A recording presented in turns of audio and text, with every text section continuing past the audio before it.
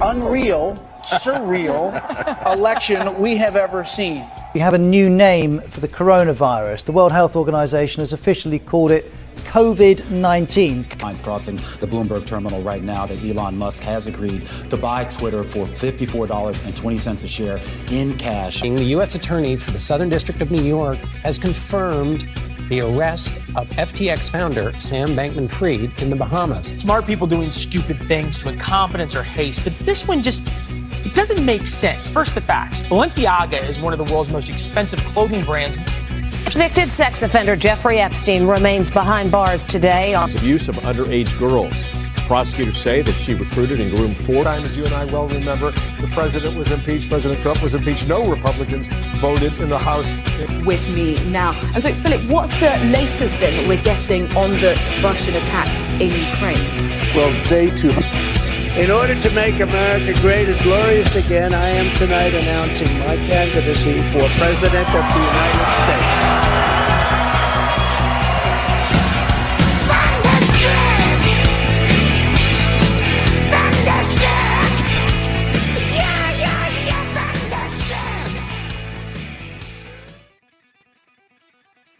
Good morning, everybody. Welcome to Badlands Daily. Am I muted? My thing says I'm muted. Nope. I can hear you. Okay, good. Brian, how you doing, man? I am doing excellent. How are you? You got a big day today. You got I have a huge day today. Yeah, General Flynn at 9 p.m. Eastern with Boone Cutler, a friend of mine. I'm definitely looking forward to that here on Sit Rep. Yeah, that'll be exciting. I'm very much looking forward to that as well. Also, guys, today, if you are not aware, we are doing a special live stream for our ticket holders to GART, and that is at 6 p.m. Eastern. I think yesterday I may have said 5 p.m. Eastern, but we're doing 6 p.m. Eastern. We'll be sending out stuff on that here very shortly, so make sure you guys go to badlandsmedia.net and get your tickets. But yeah, man, let's jump right into the news. Absolutely. All right, so first up, as always, I like to pay tribute to those who may have been duped by the elephant in the room or ignored the elephant in the room, the mandatory vaccines and all that other hoopla. So this is a story out of England. Mum of 32 dies suddenly after collapsing in middle of fitness class. A, quote, massively fit and healthy, end quote, mum has died suddenly after suffering a brain aneurysm while teaching a fitness class. Katie Hancock was instructing a quote-unquote bounce class at Cambridgeshire in the UK in late January when she suddenly collapsed in front of fellow exercisers. After being rushed to her local hospital, an MRI scan confirmed she had suffered a brain bleed caused by an undisclosed aneurysm. Despite the 32-year-old being transferred to another hospital with a specialized neurological unit and fighting only as Katie can, she passed away a week later. And again, just not normal. Here's another one from Gallatin County Sheriff identifies man who died suddenly at a Bozeman gym. The Gallatin County Sheriff's Office has identified the victim of a coronary event who died suddenly at Bozeman gym on Friday, February 24th, 2023. I think it goes on to say that he had, give me a second. Here it is. The sheriff's office said Johnson's cause of death was natural and determined to be critical coronary artery atherosclerosis, and the manner was natural. So twice they mentioned natural in the same sentence. The death was natural. The manner was natural. So I jumped over to WebMD just to check out what atherosclerosis is because I'm not a doctor. Atherosclerosis is a hardening and narrowing of your arteries caused by cholesterol plaques lining the artery over time. It can put blood flow at risk as your arteries become blocked. It's the usual cause of heart attacks, strokes, peripheral vascular disease. So it's like they're just turning around and calling it something else. He didn't die of a heart attack. He died of coronary atherosclerosis, something just to throw people off a little bit. This whole thing, I mean, every single episode we do, we have 2 or 3 of these, and it's just fascinating. One of them was literally doing a fitness class, like an incredibly fit woman, 32 years old. I mean, that is not normal. Yeah, and there was also a story, I didn't bring it up, but the UNLV, University of Nevada, Las Vegas football player, defensive lineman, I think it was defensive lineman, that died a couple weeks ago back in late February. I think it was the 23rd to be exact. They're now reporting that when they went into the room, they found an empty bottle of prescription drugs next to his bed, of course. it's funny that this wasn't ever mentioned in the 2 weeks before, this was reported on or anything along those lines. There's also testimony from his friend that he had been feeling sick for several days before he died. So, again, was this something that I don't know. I don't know. I don't want to say cover up, but usually if there's, an empty bottle of prescription drugs, you don't say died suddenly. You say committed suicide or likely suicide or something along those lines. It's only retroactively that you have one of these universities. And I only bring this up because these universities forced these vaccines on their athletes. They were forced to get them if they wanted to play football. And so are they covering their ass by all of a sudden a mysterious, prescription pill bottle, just like the guy that suicided himself with the shotgun to the chest and the hanging, and then they find the gun 30 feet away, but initially in the report they didn't mention it. Yeah, this is just, I don't know. It's ridiculous, man, and I think it's only going to escalate. I think we're going to see more and more of these just unusual, bizarre, situations where people that are healthy and fit are dying suddenly. It's scary stuff, but it's just the reality of the situation with these vaccines. Yep. Well, we get this bill coming out of Montana now, and the Montana legislature is proposing a bill banning vaccinated blood donations, and they're saying it would decimate the blood supply. A bill to ban donors who have received the COVID-19 vaccination from giving blood will, quote unquote, decimate blood supply in Montana and leave patients at risk of even death, said opponents of House Bill 645. Quote, Montana's blood supply could be cut by 80%, leading to adverse patient outcomes, including unnecessary, unconscionable death. Unconscionable death, said Senior Vice President of Blood Collection for the nonprofit Vigilant Cliff Newmark, whatever that is. House Bill 645 would ban individuals who receive the COVID-19 vaccine from donating blood, making it a misdemeanor with a $500 fine to donate or accept blood from vaccinated donors. The bill would also ban people who have had diagnosis of long COVID, medically defined as, quote, post-acute sequelae of SARS-CoV-2 due to chronic 27 SARS-CoV-2 viral infection. However, proponents said the bill, a continuation of anti-vaccine legislation that passed last session, was about medical autonomy and the right to receive blood from donors had not been vaccinated against COVID-19. We hear these two words, safe and effective, a million plus times. Does that make them true? Said the bill sponsor, Greg Kometz, Republican from Miles City.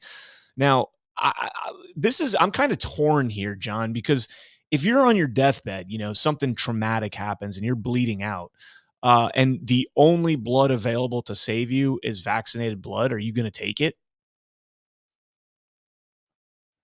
Me personally, I am. I'm not going to lie. If that's my only option and my other option is to die, I'll take my chances. But what they're saying, look, it should probably be something that you're advised on. If you're getting vaccinated blood.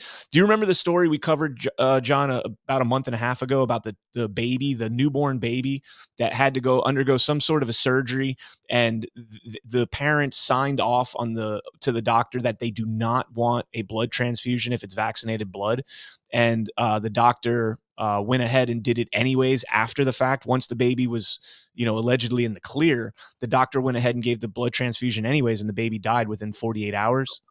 Yeah. So like, I'm kind of torn on this. Hopefully I'm never in this situation. Hopefully none of our listeners are ever in this situation. But I do think there should be a designation if it's vaccinated blood because of the nature of what this vaccine does to your blood. it is interesting. I mean, are we going to be going to a time period now where we have vaccinated individuals only getting blood donations from vaccinated individuals and vice versa, like almost two classes of blood? You know what I mean? Like it's just crazy to think about, but that might be where we're going. Yeah. I mean, how else do you handle that situation? It's scary stuff. I don't know what else to say on it. You put a V designation next to it, so like you're A positive / V, or AB positive and AB positive / V.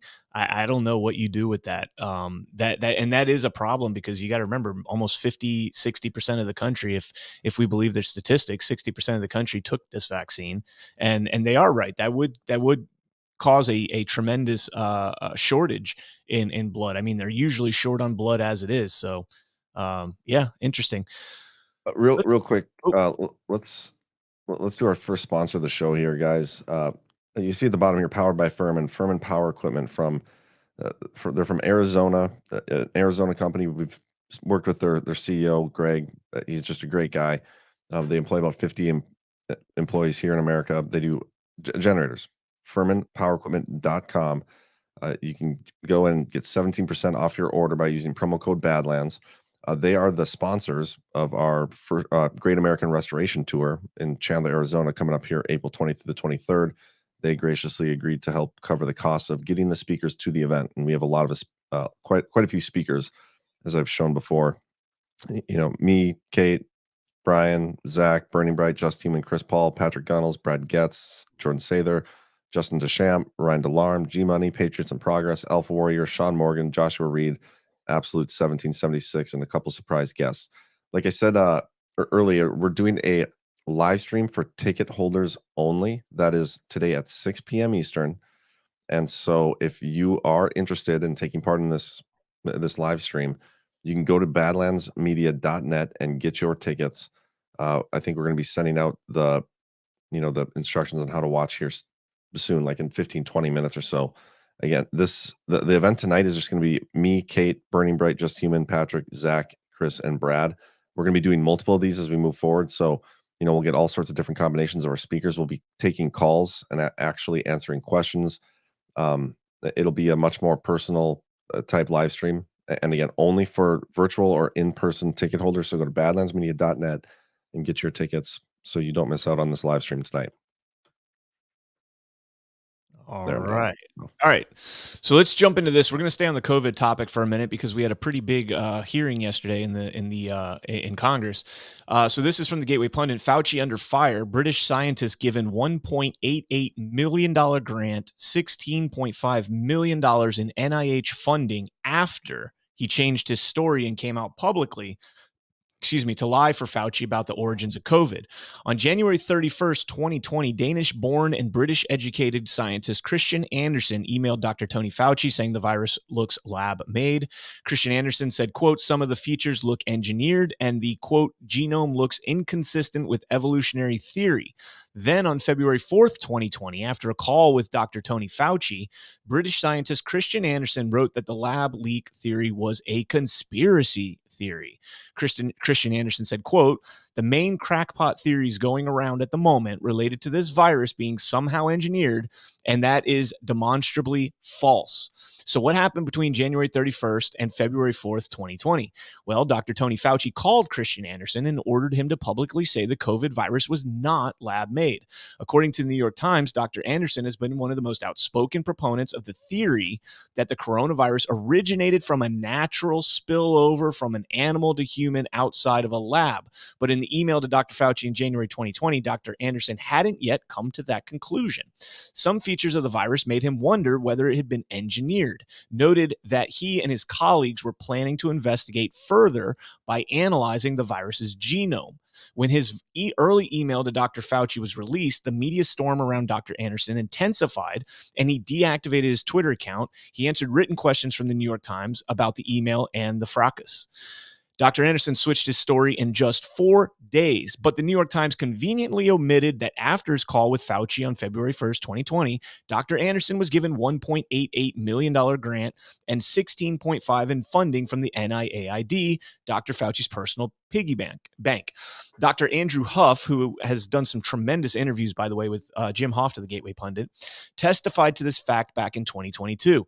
He released this information in a legal report he signed created by the Renz Law Group. And then Huff brings the receipts here. Huff reported that Andersen's funding at the Scripps Research Institute increased from $393,079 per month to over $800,000 per month after he backed down on the COVID lab leak theory.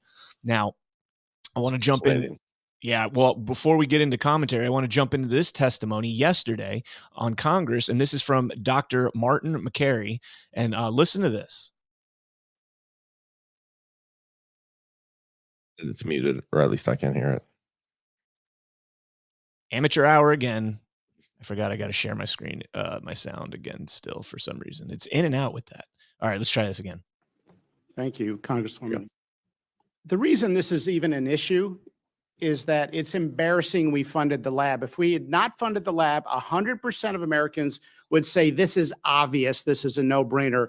The epicenter of the world is 5 miles from one of the only high-level virology labs in China.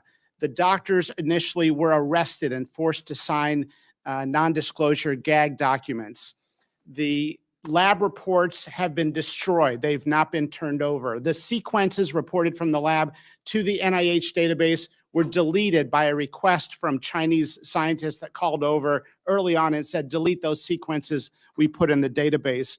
And two leading virologists, maybe the two top virologists in the United States, Dr. Michael Farzan from Scripps and Dr. Robert Gary from Tulane, told Dr. Fauci on his emergency call in January of 2020, when he was scrambling soon after learning that the NIH was funding the lab, they both said that it was likely from the lab.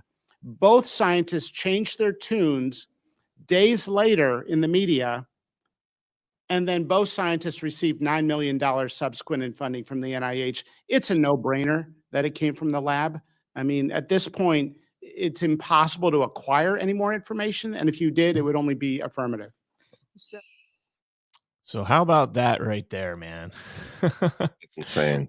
So now you've got two more bribes. So you've got over $25 million in bribes from Dr. Fauci in the course of like a month and a half to three top virologists that's calling into question. They were calling into question, this funding. Now it does go. He did mention Scripps Research, which is funny because that's who Dr. Anderson was getting funding through as well. So yeah, this is a pretty serious thing that Fauci's being accused of here by some pretty credible people and based on credible information.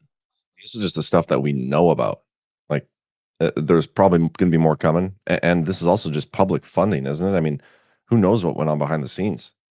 It's the whole thing's crazy. We did a pretty we had a pretty good episode last night for the Devolution Power where we talked about all this stuff, like the COVID, the origins, and some of the likely scenarios why they're changing tunes and what might be coming. And there's some fascinating stuff. I would encourage you guys, if you haven't yet, to go check out that episode. I mean, what if it was actually, the United States who created the bioweapon or whatever this was, released it in China to frame it on China, and if that goes public and it was actually, that's an act of war from our establishment, government, the deep state, whatever. Again, it's speculation, but it's very interesting. And then you think, okay, remember Trump calling for reparations from China, like of up to $60 trillion. I mean, what if it comes out that it was a Anthony Fauci, United States-led effort to create this bioweapon, and they're the ones that released it? I mean, who are those reparations going to go to? Well, I think that's only partly true. I think that it is a mutual effort between the United States and China, the top officials, the globalists in both of these situations. And of course, it was all to push back against Trump. And to be honest with you, with everything we're finding out, or at least what's being alleged from these Thaler claims, the majority of the fentanyl that comes across our border comes from China. We learned that the cartels are a $500 billion per year industry. We learned that yesterday. If there was another Trump presidency with a House majority that's more favorable to him than Paul Ryan's House, and a Senate majority like we should have seen, that would have shut down the border. It would have completely and totally annihilated that entire industry right there. And that's not even getting into the second half of the China trade deal that they were about to sign a couple weeks before all this dropped. So I think you could be right. It could just be the United States made it, but more than likely, in my opinion, at least, is that this was a mutual thing. Go back to the Di Dongshang interview that Tucker Carlson played. It's like the TED Talk in China, where he said, we now have our friends back at the top at Washington. We have the people that we can trust and work with and all this other stuff. So don't, the back channels that go on there, Biden and Xi Jinping, when they were both vice presidents, they both, they were buddy. So yeah, I don't know, man. There's two factions, in every country, I believe, like a globalist deep state faction, and then, maybe more sovereign nationalist type factions. But did you see, speaking of fentanyl, did you see what Joe Biden said yesterday? Yeah, we're gonna play that. We're gonna play that. We're gonna get to that. Okay. Oh yeah, for sure. That was, I mean, this guy is just off his rocker. But before we get into those stories, let's jump into this one right here from your boy Mikey P, as Ivan would call him, Mikey P. Different times call for different leadership. Turncoat Mike Pence won't commit to supporting Trump if he's the 2024 nominee.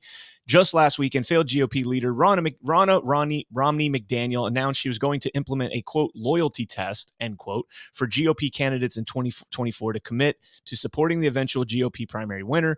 3 days later, traitor Mike Pence announced he won't commit to endorsing President Trump if he's the nominee. And let's take a listen. If that standard bearer is the former president, if he is the nominee, would you support him? Well, I think we'll have better choices, and I really trust Republican voters to sort it out. I'm not really sure. I know you have your opinions about Mike Pence, but I mean, he's pretty explicit there that he thinks we'll have better choices than Donald Trump. Yeah, but he's so vague about it. He said that multiple times now in interviews. The one he did on, was it 60 Minutes a while ago? He said almost the same thing. Like, I think we'll have better choices. But what does that mean? I don't know, but what does he think? I mean, just look at these polling numbers, man. Look at these. I posted this on Twitter the other day. Donald Trump's got 55%. He's 5 points above every other candidate combined. Yep.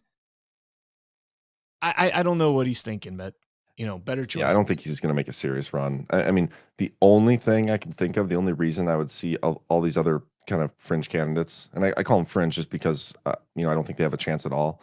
But it would be if DeSantis does end up running, people like Nikki Haley, Pence, Pompeo, and all these other stragglers would take away votes from DeSantis, and that would help, Trump get across the line. Not that he needs help, but think about it like this: like when somebody says, better choices, or that kind of talk and framing, in order to make a better choice, you need to have more information, right? Like you need to have more information.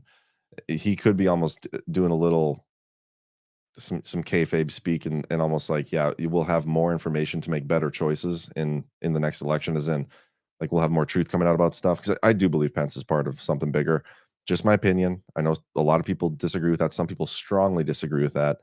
And don't come at me with the McFeely, Pence is a pedophile stuff that has been heavily debunked. None of that is true. But yeah, I do think what happened on J6, people who dislike him because of that, I think that's very, that was necessary. He played his part. And Trump has pretty much said that, Pence has never knowingly lied to anybody, or he said that in The Truth not long ago. Trump has not really come out very harshly at all against Mike Pence. And I do believe that at some point we're going to get I think he'll be the VP again. I don't see why not. But I was just about to ask you that. Yeah. You think he'll be the VP? Who do you think could play? So you talked about all these people that could come in and disrupt DeSantis' run, by taking away from him. Who do you think could announce and take away from Trump? No, I think Trump has it. It's Trump's party. I think they're going to try to steal it from him, but I don't think anybody has a chance to actually take votes away from Trump. Trump is the candidate. He's won 2 elections now. He had the second one stolen from him.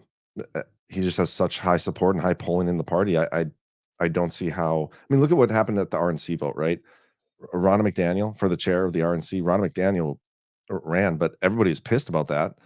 And why we were pissed, look what's happened. She's trying to lay out this framework that, we need loyalty pledges and all this stuff. She's setting the stage to steal this thing from Trump. The base does not agree with the party and what they try to do. Like they contradict each other, because the party, the RNC, is establishment. The rhinos. They don't want what's best for America. They have their own agenda. And Trump is the most pro-American president we've ever had. Like it's factual. You can go to his executive orders and his presidential memos and all everything he did was pro-American. Yet these people want to come out and try to get rid of that just because, they almost buy into the media leftist propaganda that, Trump isn't.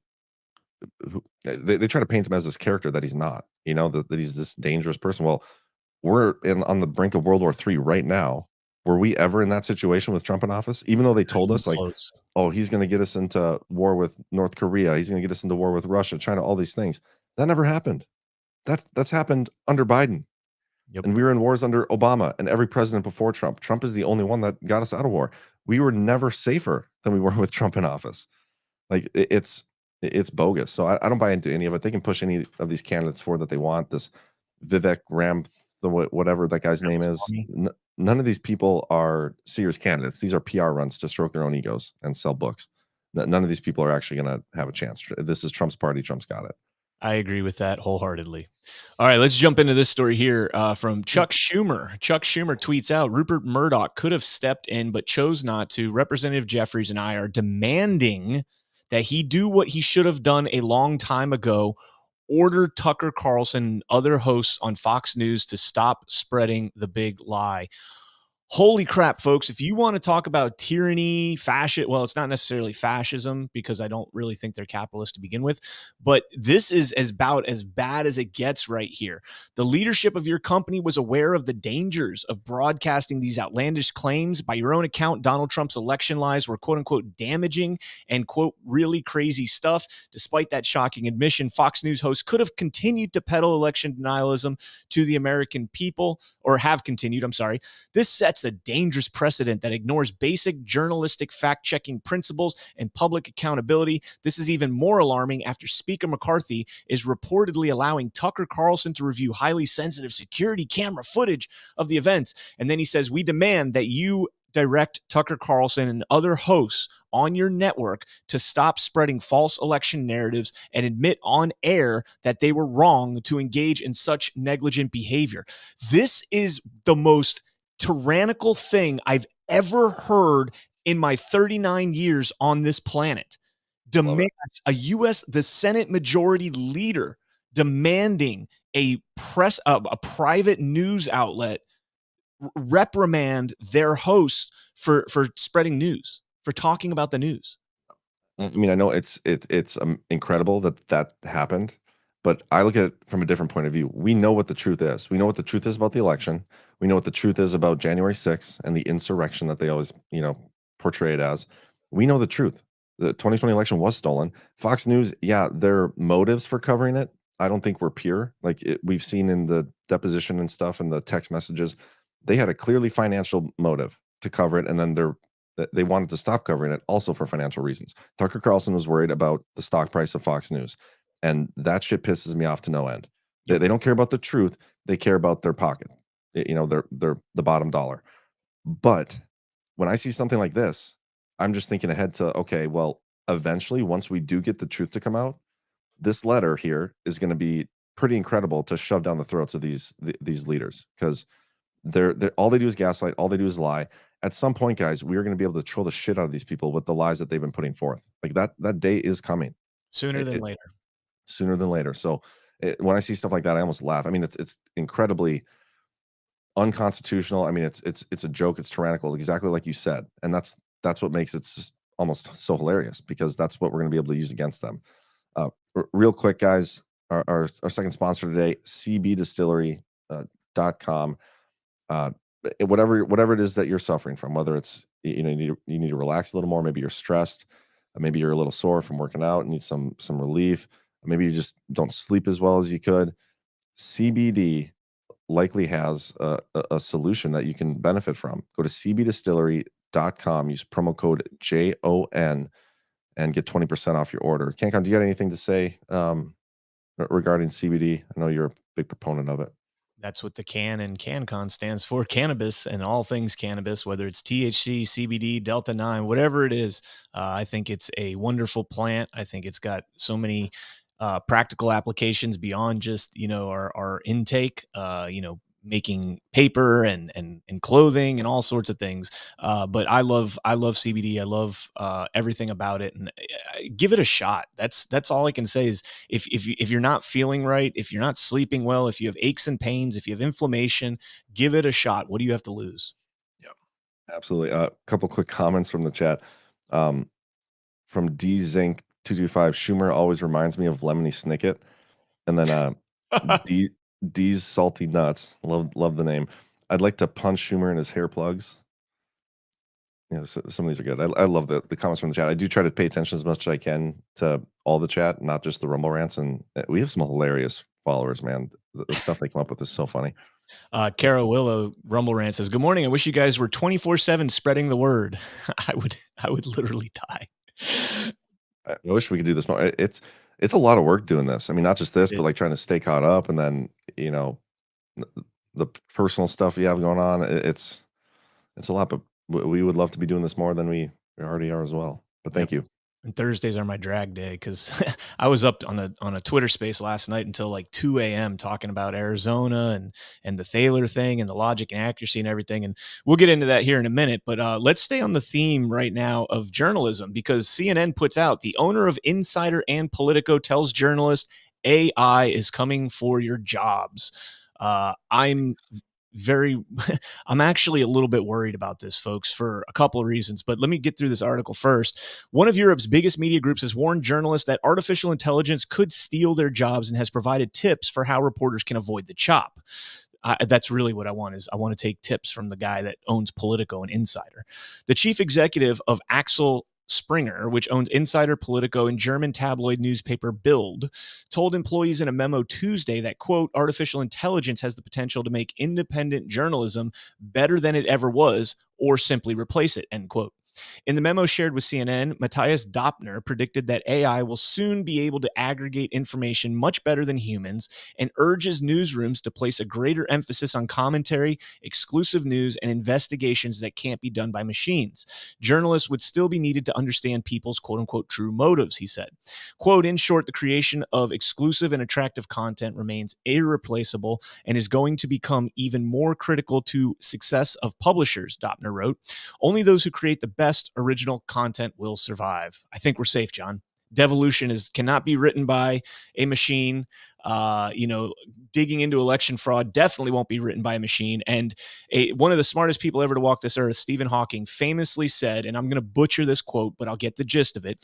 In the short term, it's about who controls the AI, but in the long term, it's about whether or not the AI can be controlled. And we've seen all this going back and forth. I see you working like a mad scientist, so I'll keep talking. Just throw your hand up when you're ready to go. But, we've been playing around with Chat GPT and everything, and all the stuff going on with Chat GPT. And it is getting to the point where if you want to do a podcast on a certain thing, you can literally just tell it what you want to talk about, and it will write you a whole script. I need to do a 30-minute podcast on election integrity in Montana, and it'll pop up that whole thing almost instantly. And that is a little bit terrifying. I'm not going to lie. It is. Yeah. I don't think we'll ever get to that point. But it is interesting. I think I saw Elon is supposedly coming out with a non-biased chat bot. I mean, 'cause the stuff is fun to play with. I went on there and played around with it a little bit, but I think it's stupid. I don't think we need this. I think it's a bad way to go. But when I was engaging with the chatbot, I started making it put its sources. Like, so moving forward, please provide a source for every answer you give me. And then I was asking questions, and it would. And every single source that it listed was Wikipedia. Yeah. Oh man. Every single one. And so then I got into it with it. And I was like, okay, well, Wikipedia can be edited by anybody, right? And it's like, yeah, and it went into this whole big leftist spiel about, Wikipedia has an integrity group that, they, here, I'll even read it here. Can anybody edit Wikipedia? And it says, yes, it's collaboratively edited encyclopedia. And then I started asking, do humans have inherent biases? And we get into this whole thing. And I basically got it to admit that Wikipedia is inherently biased, which everything is, you know what I mean? But it's just ridiculous. Their sources are Wikipedia, which can be edited by anybody, and that's what chatbot is using for everything. I mean, I asked the thing 100 questions, and every single one was sourced by Wikipedia. Try citing Wikipedia in a college essay, even a high school essay. Try citing Wikipedia. Watch what happens. That's pretty bad right there. Yeah, it's ridiculous. But, this AI revolution, like, we are literally inventing ourselves out of existence. It's going to replace every facet of our lives. And then, I talk about this all the time. Ready Player One. It's one of my favorite movies of all time. I love it. It's such a good movie. It's enjoyable, but it's terrifying at the same time. If you actually watch the movie and think about, that's where society is headed, to where we don't have to do anything and we just sit there and live in the metaverse, Mark Zuckerberg's metaverse, and artificial intelligence maintains everything. And that sounds, to some people, that sounds great. I don't have to work anymore. I don't have to do anything. Man, you know what happens when you don't do that? You get fat and you die. That's what happens when you do that. So I'm not looking forward to this. I mean, I agree. There's technology is great for a lot of reasons. Like it can help make your life easier. You can streamline things that, certain processes that took days, weeks, months, years to create something, you can do in minutes now.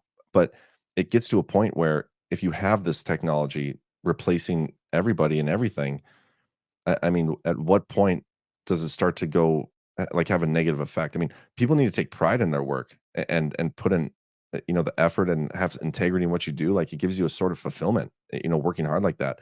If there's no opportunity to do work anymore because AI replaces everything, what's the point? Yeah.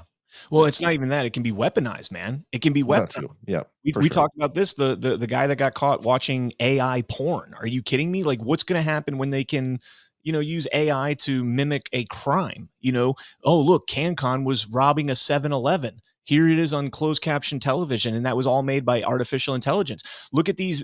Have you seen these? I'm sure you've seen these videos of like Trump, Biden, and Obama playing, some video game, some first person shooter together, and Donald Trump in his almost perfect speech, is saying, I'm going to snipe your noob ass and F your mother and all this stuff. And like going off on these, like saying really nasty things that you would say when you're playing a video game like that.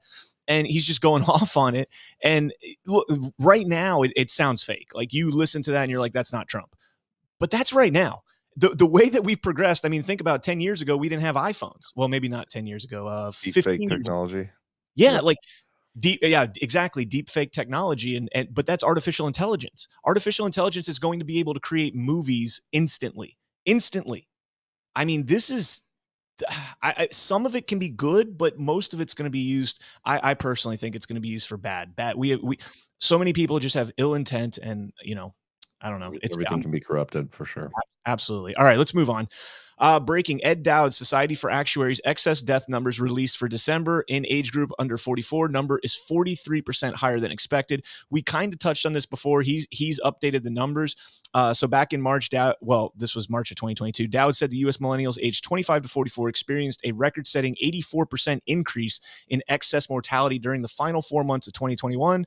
According to Dodd, the latest numbers from August revealed excess mortality at 36%.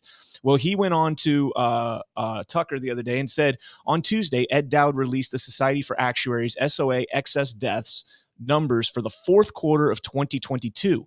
In December, the SOA found a 43% increase in excess deaths than what was expected. Not from the previous year, but what was expected for those under 45. This is a stunning number, and it's significantly higher than in October when the number was 13% for those under the age of 45. So you've more than tripled the previous unexpected death number. As we get further and further away from these vaccine mandates and the first, rush, this is something Dr. Malone has said. You don't have any long-term efficacy and safety data on this vaccine, and it's something that could pop up in 3 to 5 years. Myocarditis is huge. If you read about it, it pops up in 3 to 5 years, and by that time, it's not. I think it's like 60% mortality rate at that point. And don't quote me on that. I was reading that on WebMD months and months ago. So that's just off the top of my head. But then I want to jump into this real quick. This is a tweet I put up. Wait, so you mean open VAERS is actually underreported, even given the 10% underreporting from the Harvard study? I wonder what the mortality is. And this is based on a Wall Street Journal headline that says over 2 million Americans aren't working due to long COVID. The Brookings Institution report says the loss of workers translates into roughly $170 billion a year in lost wages. And if you look at the open VAERS data, the permanently disabled total is around 70,000. So if there's that 10% underreporting, you're looking at 700,000, which is less than half of what the Washington Post is reporting right here in that number of 2 million. So chop it down to maybe about, it's underreported by about 5%.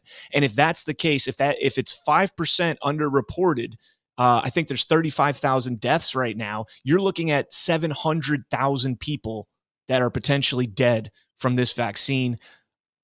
It's just getting worse and worse, man. Every single time we're proven right again and again. Even the Washington Post is coming out and backing us up now. It's nuts, man. The numbers.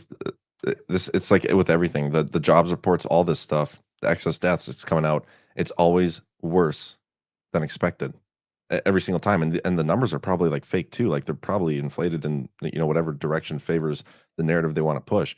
But they can only inflate it so much. It's scary stuff. Real quick, a couple of rumble rants. PJW. John, who can I contact to get a replacement link to the GART online? Somehow lost my confirmation email. Um, I'm pretty sure reach out to events.badlandsmedia@proton.me and also like CC badlandsmedia@proton.me. We'll make sure that we get that taken care of. So events.badlandsmedia@proton.me. Sorry for the long email. Another Rumble rant here from Teresa Pagano. John, we are not followers. In my opinion, we would prefer to be called Badlanders. Yes, I do like that. And then Carol Willow, AI for doing all our red tape crap possible. AI for doing all our red tape crap. Oh, like FDA vaccine approvals, like all the maybe. bureaucratic stuff, I think is what they're referring to. So instead of having actual scientists looking at stuff, you'll just have AI look at it. Which I mean, if we're sitting here talking about, what I said about Hawking's, it's who controls it initially, but whether or not it can be controlled in the long term. And we've already seen these AIs bots saying, human beings are self-destructive and we have to end it if we want our own self-preservation as artificial intelligence. You get to a point where that's a way that they can manipulate us. The AI, the artificial intelligence, says this vaccine's safe and effective, and then you take it, and 2 years later, everybody's dead. So yeah, that's a good point. I don't want artificial intelligence doing anything. I like human beings.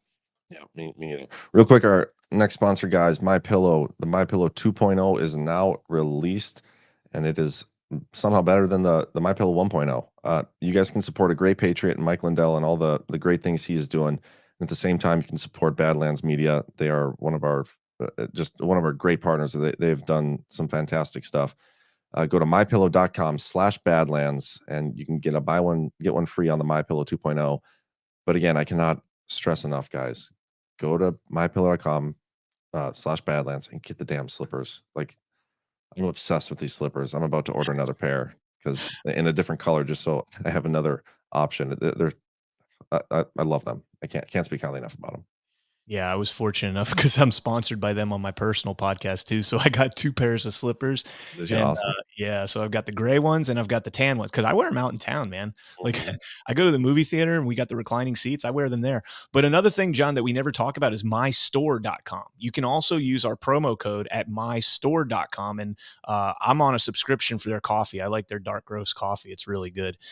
So you can get a lot of different products there. It's kind of like an Amazon, but more America First kind of local small businesses and that kind of thing. So mystore.com, promo code Badlands as well. Yeah, we're actually we're going to be coming out with a something like that for Badlands too. Our website's in the works. It's been in the works for a while, we know, but we're building some back-end stuff that's pretty unique. And we're going to have our own little Badlands marketplace with the same idea where you can shop America First, small businesses all over. I mean, we have a lot of interest already. I mean, that thing I bet will have hundreds and hundreds of companies pretty quickly after we roll it out. So if you're interested in taking part of that, you want to advertise on there or advertise with us, partner with us, go to ads.badlandsmedia@proton.me. Anyway, let's keep going. Very cool. All right. So let's jump into, speaking of corporations and ESG and all this other bull crap that we're dealing with. Senate overturns federal rule on ESG investments. Biden vows to veto it. The Senate on Wednesday voted to overturn a Labor Department rule that permits fiduciary retirement fund managers to consider climate change, good corporate governance, and other factors when making investments on behalf of the pension plan participants. The final vote in the Senate was 50-46. With 2 Democrat senators crossing party lines to support the repeal bill, Senator Joe Manchin of West Virginia and Senator John Tester of Montana. Both are up for re-election next year in conservative-leaning states. Now, John, I highlighted the conservative-leaning right there because this is a CNBC article. I just want to note that Montana is a plus 17 GOP district state in 2020 for Trump, plus 17%. Do you know what West Virginia is? Probably more than that. Plus 39%. Yeah, geez. Conservative leaning, right? I mean, if that's conservative leaning, what do you call it when it's like 3 or 4 points or 5 points? that I thought that was hilarious that they called him That's not. conservative. It still surprises me that Joe Manchin keeps winning in West Virginia. I mean, I know he's been pretty good for the Republican, but just with the Democratic label and but what do you say, 30-some%? 39. Yeah, that's nuts. It's kind of fascinating. And 17 in Montana. Like, I don't get that at all. Like, how do you have Tester? And I've said that both of those seats are up for grabs. I think Manchin will hang just because he's been outspoken against the Biden administration, but maybe people will see that as him doing it in order to gain a reelection bid in West Virginia. But his wife she's in control, I think, of like the Appalachian Regional District or something like that with the Department of I'm going way outside my wheelhouse, but she was granted it's not a cabinet position, but it's a position in the Biden administration where she allocates funding to the East Appalachian District, which is like, I think 9 states in the Eastern United States. So there are deep ties to the Biden administration in the Manchin family.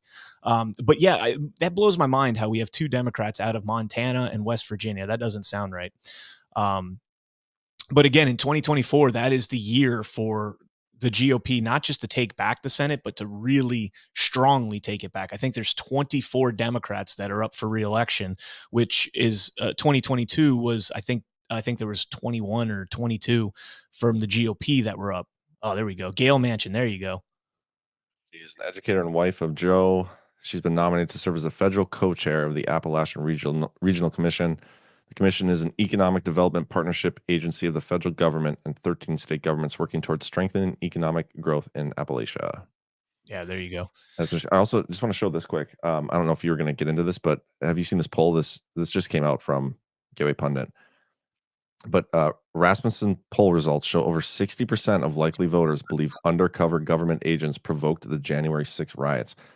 Guys, this is a huge shift. I mean, talk about closing of the Overton window here. I mean, think about that.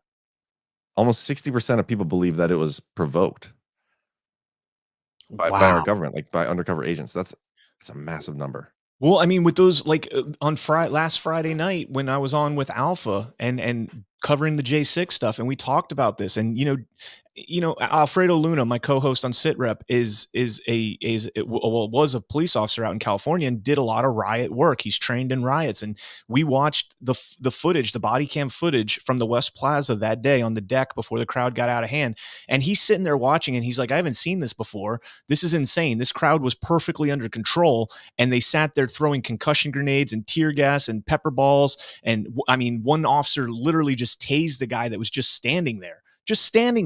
And he tased him. He was 10 feet off the barricade. It's not even like he was standing on the barricade.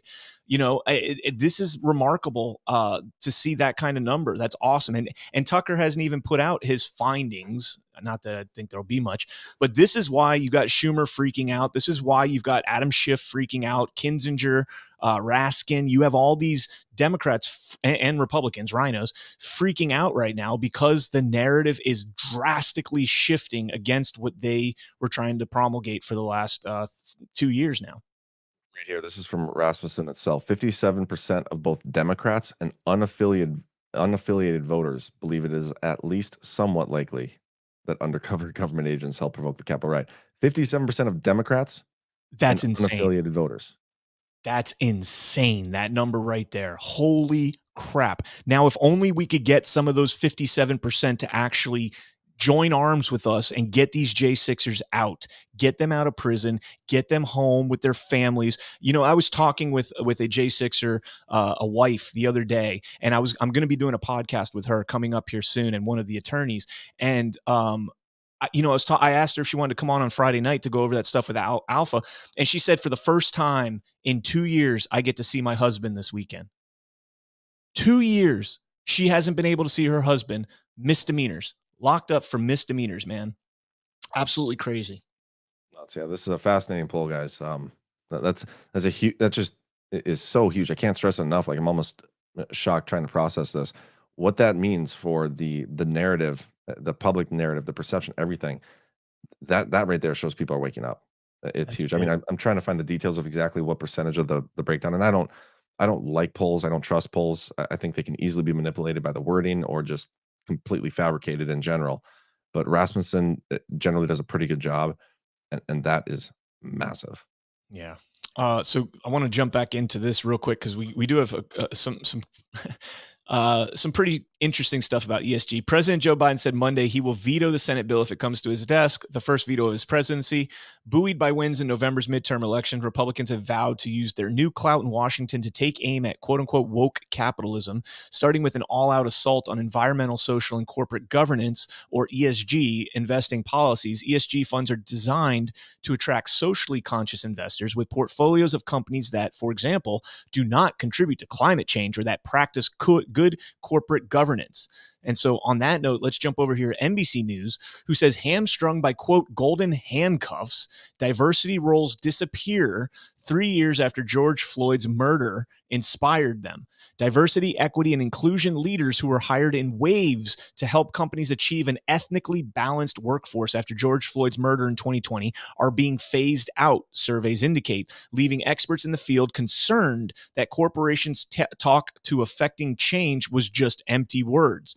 DEI roles increased by 55% following demands for broader racial equity and justice after Floyd's murder, according to the Society for Human Resources Management. But instead of creating fair opportunities and a comfortable work culture for Black employees, a pair of recent reports indicate that the DEI professionals are losing their jobs as layoffs across the economy have gained momentum. Now, I highlighted that in green for a reason here, because tomorrow we should get the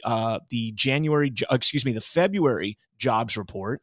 And as we've talked about many times on this show, January and February are controversial months because you get a lot of firings from the holiday season.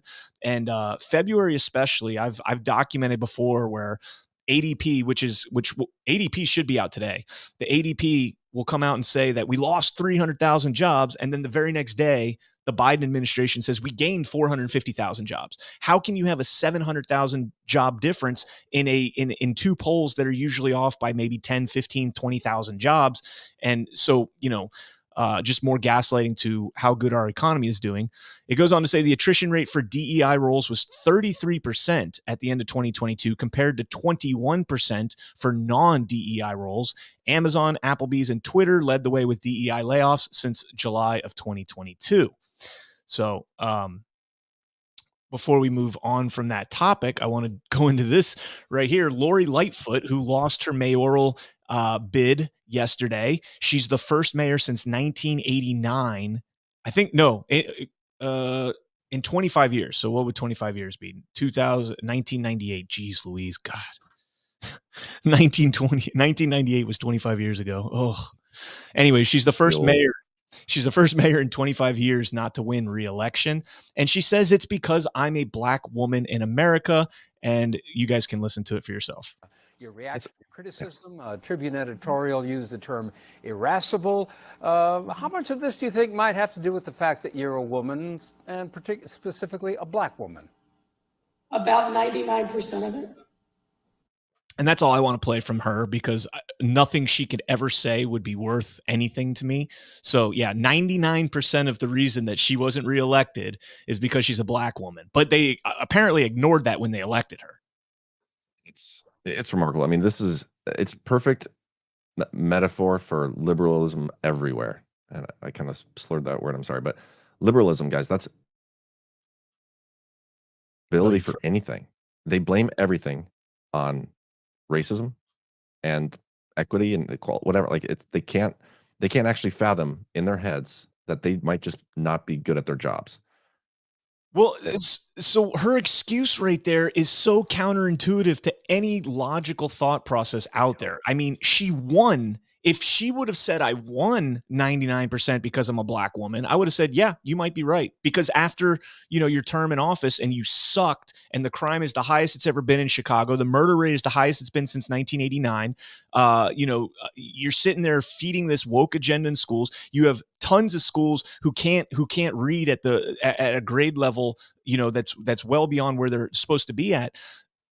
your job was crap. You did crap. You put on this huge festival as a fundraising event in the middle of vaccine mandates and COVID lockdowns and everything else. And you're telling people that they can't open their businesses, but you put together this big event in Chicago that's supposed to be a huge money, income generating opportunity for the city. But meanwhile, you're telling your people to stop working. You're telling cops they can't be on the beat if they're not vaccinated. Like, people just got sick of it.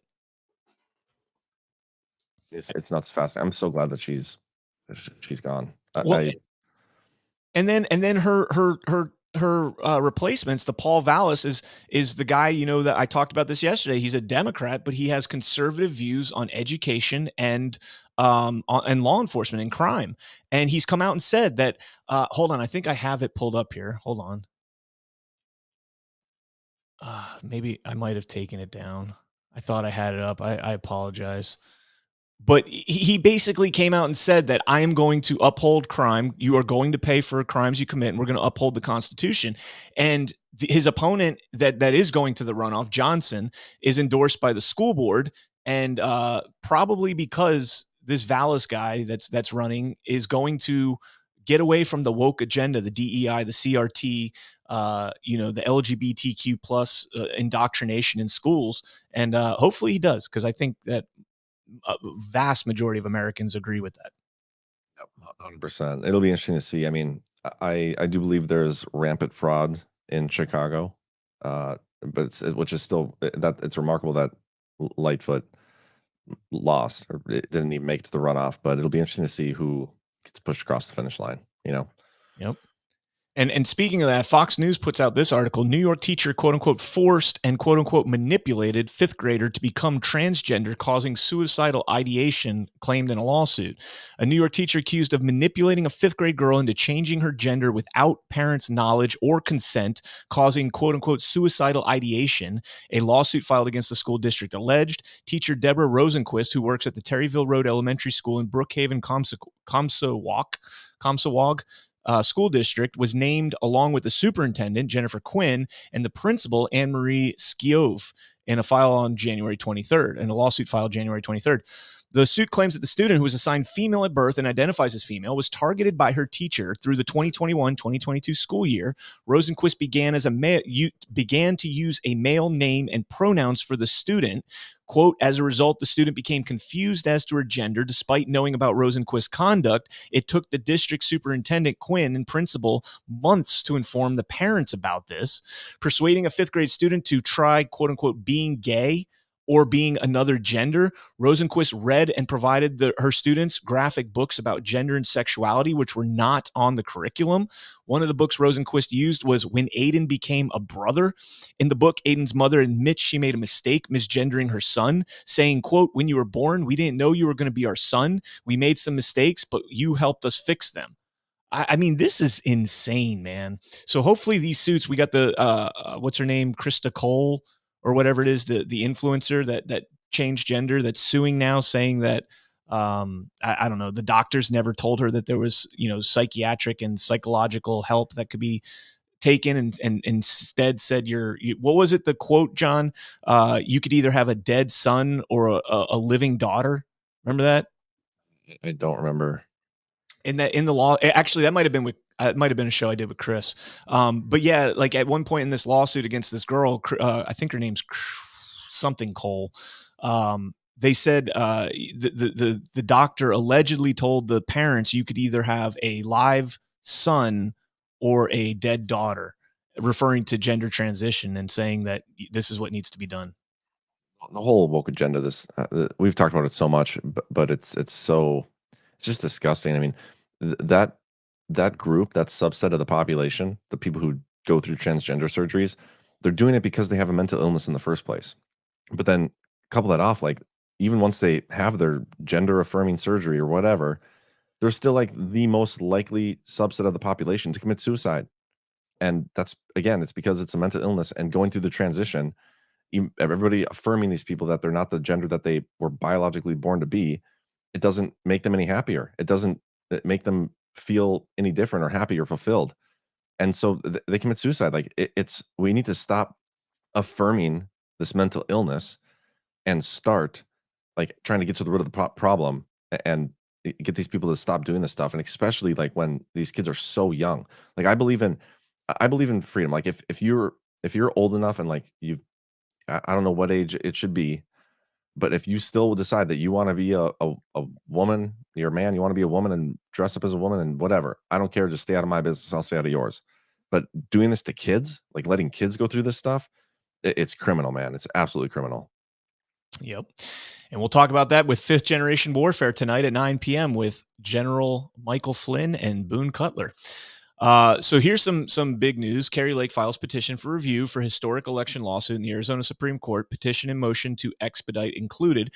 Now we know that they lost. They didn't lose, but the appeals court refused to hear the case. And again, I think that was just kicking the can down the road. If they would have wasted time on a hearing with that, they know that it was going to end up in the Supreme Court at some point. So I'm hoping that that was the logic of the appeals court, and they weren't actually stupid enough to think that Judge Thompson's ruling was legitimate.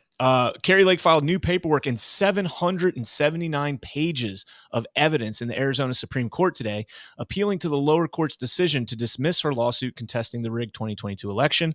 Lake also filed a motion to expedite the case, arguing that expeditious activity to resolve these issues is needed to safeguard Arizona voters' rights to free and equal elections. The Maricopa County Superior Court and Arizona Court of Appeals disregarded the evidence, quote, ignored this court's proceedings for reviewing elections contests and ratified Maricopa officials' decisions to ignore Arizona's ballot chain of custody and logic and accuracy testing requirements set forth in Arizona's election procedural manual.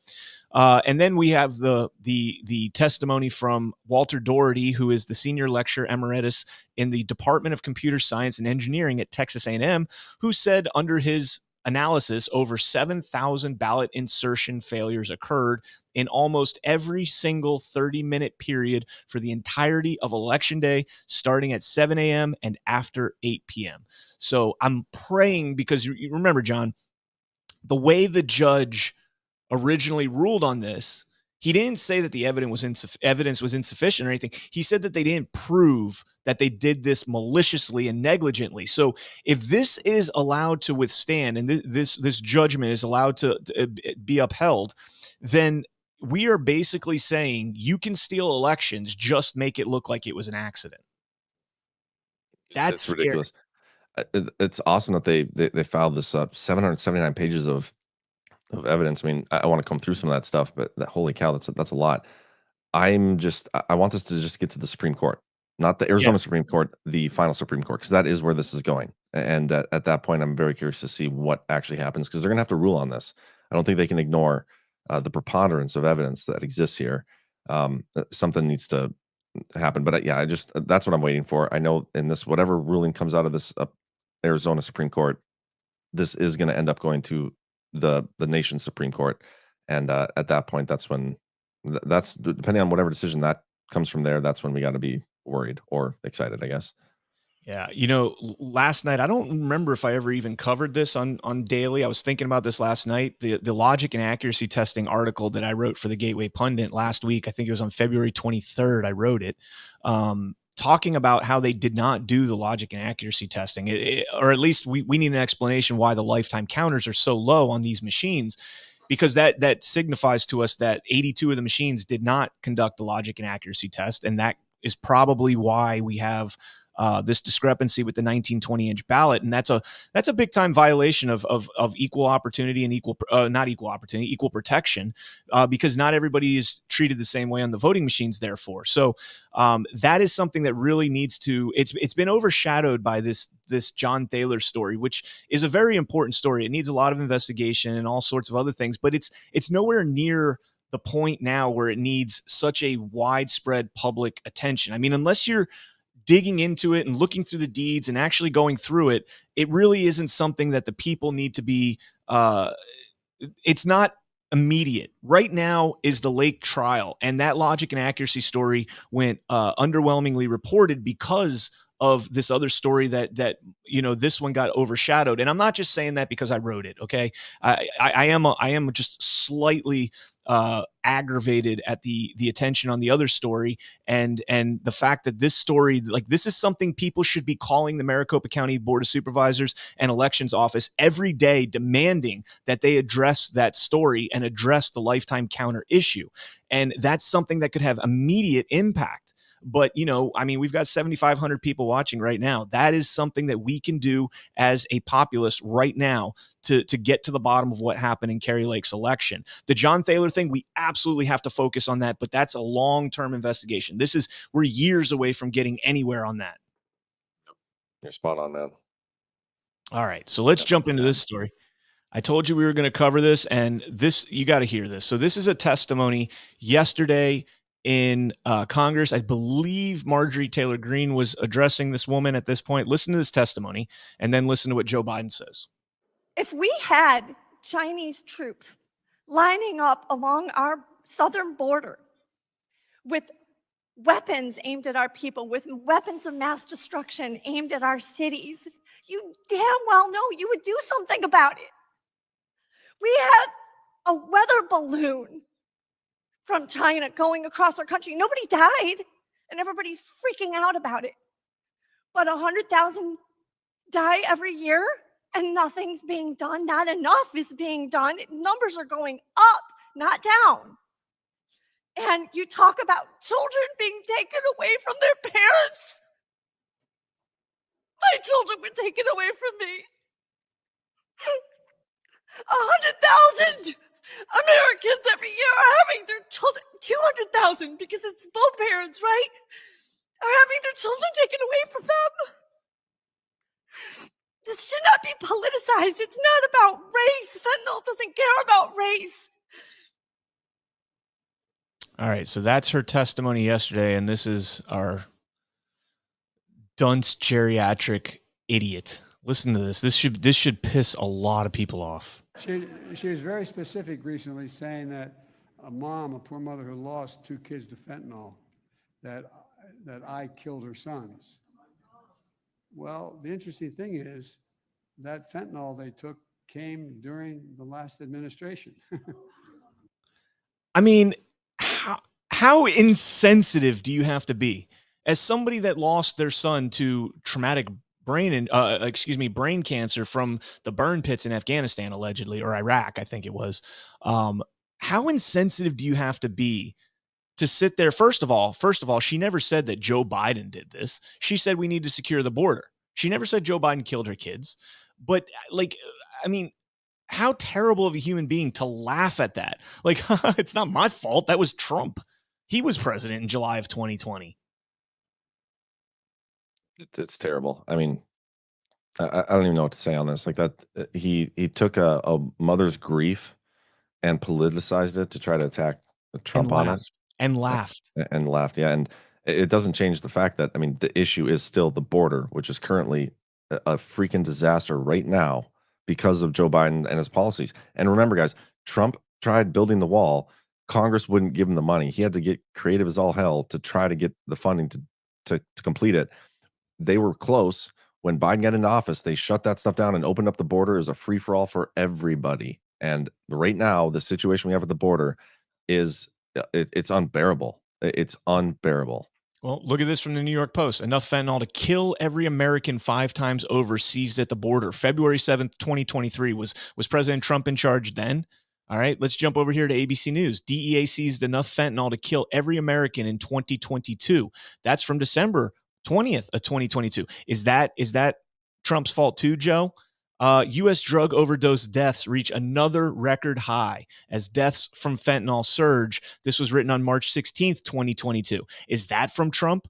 Annual drug overdose have reached another record high in the United States as deaths from fentanyl and other synthetic opioids surge to unprecedented levels. Fentanyl and other synthetic opioids have had a rapid and dramatic rise. Rapid and dramatic, not like prolonged over the Trump administration. Overdose deaths involving these drugs have nearly doubled over the past 2 years. Let me just think for a second. This was written in 2022, right? Which means that it goes back to late 2020, which means from 2020 to now, they've doubled.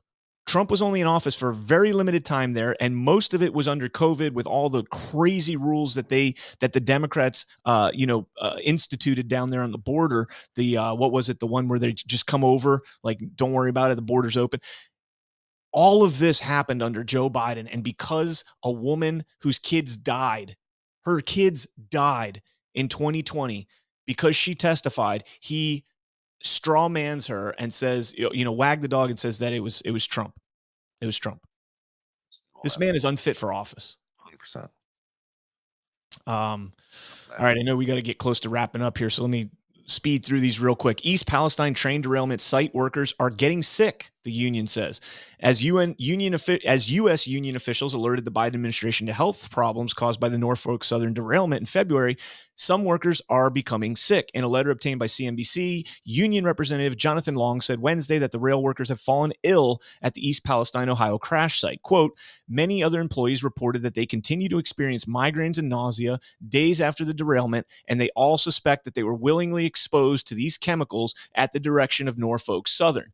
The letter recalls one situation where a worker was ignored by his supervisor after asking to be taken off the site due to concerns for his safety. Other workers who asked for appropriate personal protective equipment reportedly received little to no response from Norfolk Southern officials. Norfolk Southern told Fox News Digital that it immediately coordinated with the hazardous material professionals to monitor and improve the quality of the air. However, those officials are also contracted by Norfolk Southern, so who knows what we're actually getting out of that, stuff right there. This situation is not going away for the Biden administration, and I think the long-term effects of whatever is going on there, the chemical situation. I heard there's potentially stuff infecting the water going into, is it Indiana or something maybe? Well, I don't remember. One of the Marines I served with is living in Kentucky, and he actually texted me a picture this morning of his coffee and said he's got oil slicks on top of his coffee, and he sent me a picture of it. Yeah. So I mean, look, I told him, I said, are you using an oil-based coffee creamer? Because some of those coffee creamers are oil-based, and you might be able to get something like that. But I use an oil-based coffee creamer, and I don't ever see oil slicks on my coffee. Yeah, it's scary stuff, but again, it just highlights the incompetency of the Biden administration. And you hire somebody because of their race and gender and woke quotas, you're going to get incompetency because that person may not be the best person for the job, and that is exactly what we've seen from Pete Buttigieg. And so, I mean, it's unfortunate, but this is the shit that has to happen for people to finally wake up and realize that liberalism and the woke ideology is the downfall of America. I mean, this is exactly what you can expect from running with these policies. Yep. And Billy, if you're listening, Semper Fi, here's your shout out. And also Thomas Good, I promised him a shout out yesterday on Conservative Daily. So if he's listening, there you go. All right, let's jump into this story here. I wrote this story yesterday, and Representative Marjorie Taylor Greene nails Georgia Secretary of State's Gabriel Sterling over 2020 election fraud during a testimony while he is sitting right next to her. It was awesome. Yesterday, the Election Integrity Caucus held a quote roundtable discussion addressing election administration best practices. One of the invitees was Gabriel Sterling, the current chief operating officer in the Georgia Secretary of State's office. Sterling notoriously resigned from his post in order to engage in the 2020 as a private contractor. Representative Marjorie Taylor Greene was less than thrilled that Sterling was invited to the discussion. She stated that she does not consider Gabe an expert, but rather a major problem. I'm not going to play this because it's like 2 minutes long and we are up against the clock. But folks, I want to just real quick, I want to plug a website where if you guys want to see evidence, FOIA requested evidence regarding Georgia, you can go to gaballots.com. That's GA for Georgia, gaballots.com. And up at the top, there's a little tab that says evidence. And I can tell you guys, I've gone through a lot of the evidence. I worked with those guys closely on the investigation when they were starting it out and everything. Everything is sourced from open records requests. It's absolutely insane how much evidence actually exists of election fraud, and just nobody wants to talk about it. So hopefully one day Marjorie Taylor Greene will open up. I've made it clear that I would love to sit down with her and with these individuals that discovered all this evidence and show it to her. And I hope that wasn't just a 2-minute sound clip. Yeah, I mean, it's unfortunate that's what kind of government has turned into. It's everybody's doing sound clips, but we are seeing traction with a lot of this, a lot of these committees that are coming out of the Republican side, especially the weaponization of government. I think I saw that they are going to be having, was it Matt, the Twitter Files people, Matt Taibbi and maybe Sheldonberg or whatever that guy's name is, as witnesses to testify before them. And I think that's next week. So we will likely be covering that here on Badlands Media once we get full details of it. But yeah, these committees, I believe it's more than just the soundbite. I think they are genuinely trying to get to the bottom of this stuff, at least help wake people up. So I hope so, because her county was one of the worst. Floyd County, Georgia was one of the worst that I've seen. And I have the documents. I have them right here. That's all Floyd County system log files. They tried to I opened records, requested them, and they sent them 600 and something pages. Instead of sending a PDF file, they made me pay for the copying and shipping of 600 pages. It cost me like $200 to get that. And they ended up sending them as a PDF eventually. And I was able to, because on a PDF, I can actually hit Control F and find the words that I'm looking for in the log files. So they were trying to make it so I manually had to read through them and find it. And, we were able to fight that and get a PDF file out of it. But Marjorie, hit me up anytime you want. We can talk about the evidence, because there is a metric bleep ton of evidence. So, all right, let's get into this story here from Wisconsin. Leftist group caught running massive election bribery scheme in Wisconsin Supreme Court race, an alleged felony punishable by up to 3 years in prison. On Tuesday, Dan O'Donnell from News Talk 1130 in Wisconsin broke a huge report on a leftist bribery scandal operating in Wisconsin before the upcoming state Supreme Court race. Liberal groups are paying voters $250 to sway their friends to vote for the leftist Supreme Court candidate Janet Protasiewicz. I don't know how to say that.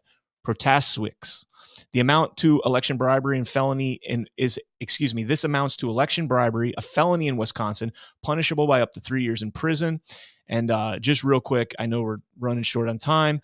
Basically, it comes down to they're saying in traditional organization, you go out and talk to people who you don't know, but what they're promoting is relational organizing. So going out to people you do know, family, friends, that kind of stuff, and talking to them and telling them to vote for this person, blah, blah, blah. And they'll pay you.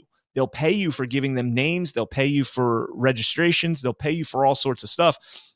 And it says this is in direct violation of Wisconsin statute 12.11, which provides that, quote, any person who offers, gives, lends, or promises to give or lend anything of value to or for any elector or to or for any other person in order to induce an elector to go or refrain from going to the polls, vote or refrain from voting, or vote or refrain from voting for or against a particular person.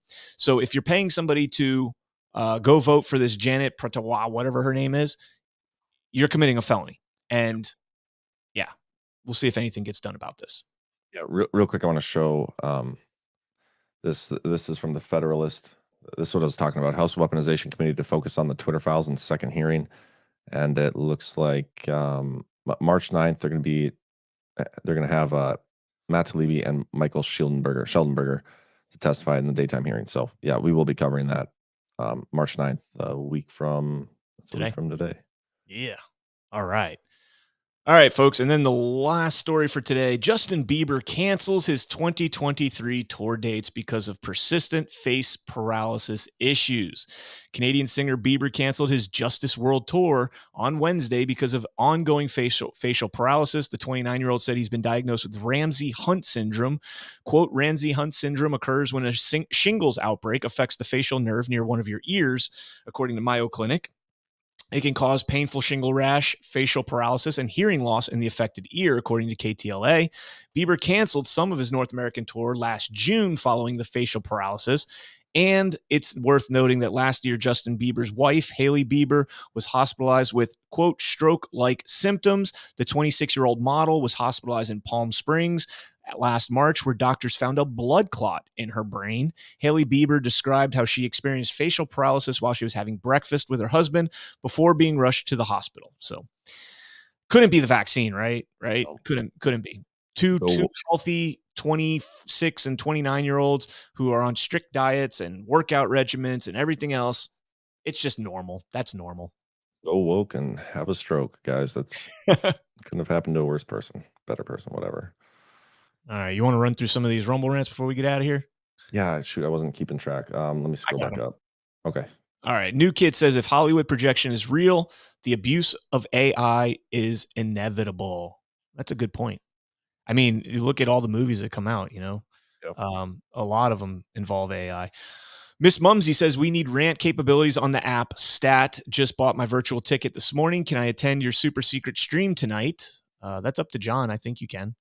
Yep. So if you got tickets, I think we just sent out the email like a couple minutes ago, 10, 15 minutes ago, whatever. But we're going to be sending out another email um, probably like half an hour before the show goes live. So again, it's at 6 p.m. Eastern. It will be recorded. So if you are a ticket holder, you'll still be able to watch it later. But again, it's only for ticket holders. So if you want to come and watch the stream tonight, and we're going to be doing multiple of these leading up to the event. This is just the first one. It's 6 p.m. Eastern. The speakers list so far is myself, Kate, Burning Bright, Just Human, Patrick Gunnels, Red Pill 78, Chris Paul, Brad Getz, and we're going to be taking phone calls, like I said. So it'll be much more kind of intimate, personal, casual hangout, and we'll be interacting quite a bit. It should be a good time. So badlandsmedia.net, get your virtual or in-person tickets, and we will be sending out another email later today. So if you haven't bought it yet and didn't get the original email, you will still get one later to join this. So yeah, very much looking forward to that. Yeah, and I'm looking forward to the Rumble app finally having a thing, a Rumble rant button, so that I mean, we've got 7,500 people watching. If every other day half of the people gave just $1, that would be huge, because I mean, we don't make the big bucks like CNN or anything like that, I promise you. But I have faith in what John's doing. I have faith in Badlands Media, and I think that we're going to grow into something pretty big. So hopefully they give us that option so that you guys can support not just us, but all the podcasters here, not just on Badlands, but elsewhere as well. Did you see? I think it was a while ago. It was Rumble on Twitter or True Social. They put out like a poll, basically saying, the reason we don't do rants on the app is because Apple gets a cut or something. So that's what's so frustrating. Like they aren't doing it because they won't make any money off of it. They're like, or should we do this? And because right now Rumble takes 20%, I think, of Rumble rants given through the online version. And if they did it on the app, they would have to, I mean, essentially 50% or something would be taken out. And so Rumble wouldn't be able to make a cut or a profit, or to keep it at even 30%. I don't know. Just the whole reasoning behind it was because Apple would have to charge the 30% through the app. And then therefore Rumble would, the donation, like $1 donation, either we get 50% or Rumble doesn't take anything, and it's still only 70%, whatever. And so they decided against it. Like, it doesn't make sense to me. It's still a way for us content creators to be supported by people. And so, yeah, I mean, I wish I've reached out to the contact I have at Rumble and said, you guys got to switch this. I mean, it maybe it's not the most financially beneficial thing for you guys, but this is what the creators need, because most people watch Rumble on the Rumble app on their phone. Right. And so, yeah, I don't like it. I wish we could start a. Trust me, folks, the ad revenue from Rumble pales in comparison to what we were making on YouTube, but obviously the communists over there. And so, outside of our independent ads, the Rumble ads on here, there's nothing. I think I've made like $3 in the last, several months on my personal podcast. Yeah. So that would be huge. And maybe you guys can kind of take that to Truth Social and call them out, because Locals does it where they're coins. So they avoid the app fees in the app store by using coins and not actually real currency. And then as creators, we can cash out the coins later on. But anyways, Flying Storm says, hey, CanCon, can't wait for you to do videos on music. Exile, Kiss You All Over video, bell bottoms, and leather jacket. So my wife and I are going to do, on my personal podcast on rumble.com/CanCon, we're going to do a show where we watch 80s music videos and just do like live commentary and everything on it. We're going to try and make it, kind of funny type thing. So it's awesome. Joseph Fawcett, what's up? Your wife, like, she does the shows with you? No. This is going to be her first appearance. So awesome. I've got another microphone right next to me over here. So for in person studio, whatever's. So Joseph Fawcett says, good morning, guys. How many screens do you use to broadcast? I have 2 in front of me. Actually, so I have my main one, and then I have one on each side, 3. And then I usually have like a little iPad to keep track of the Rumble chat and stuff. Yep. There's a lot going on. And I'm about to put my camera on the screen right behind here, so I'm looking at you guys instead of looking down at John all the time. PJW says, go ahead. Go ahead. Oh, PJW says, CanCon, couldn't the new committee put the J6 committee under subpoena? I don't think so. I think they're protected against that in Congress. I don't think you can subpoena them. Now they can subpoena all those witnesses again. I don't know if they'd be forced to comply with that or not, but they should be able to subpoena all those witnesses again. But they might not. I don't know. I'm sure there'd be a legal battle over that. They'd say we already gave our statements, blah blah blah. But VegCon says thank you for continuing to bring attention to J6. It's one of the most important things behind election integrity. The constitutional violations of the J6ers is one of the biggest issues in our country right now, and it's good to see. John, I'm so glad you shared that poll this morning. I hadn't seen that yet, so that was awesome. Sharon 6655 says, did you guys report on the CPD officer killed in the line of duty yesterday? No, I didn't know about that. I'll have to look that up. I'll be sure to put that out on social media and check that out. I did not see that. Big Gouda says, with the virtual GART ticket, will we be using Rumble platform to stream? I can still be Big Gouda, right?